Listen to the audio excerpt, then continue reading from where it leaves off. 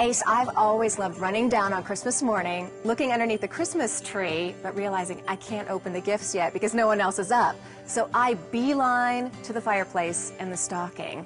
Where did this whole tradition come of hanging socks on the fireplace? 1,600 years ago. It used to happen because people had to wash their socks every night and then hang them on the fireplace.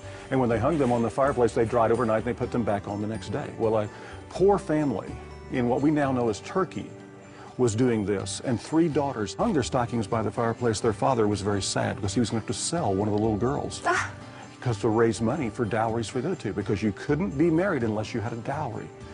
Well, that night, a wonderful bishop named Nicholas, that we know as St. Nicholas now, who Santa Claus is based on, heard the story. He was in town, went by and tossed a coin into the stocking to save the daughter.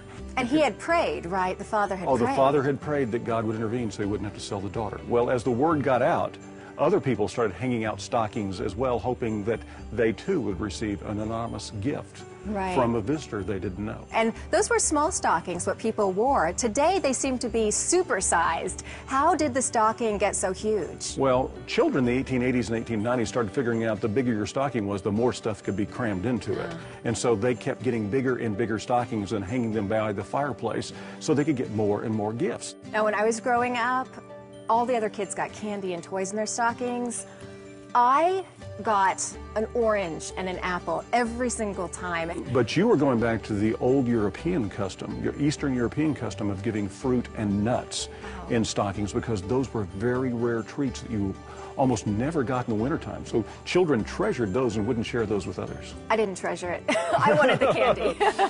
Are there any spiritual little ditties that we can get from the stocking? Yeah, an empty stocking represents potential, because there are poor people everywhere that have nothing for Christmas. And you look at them as an empty stocking and share blessings anonymously with them, as St. Nicholas did.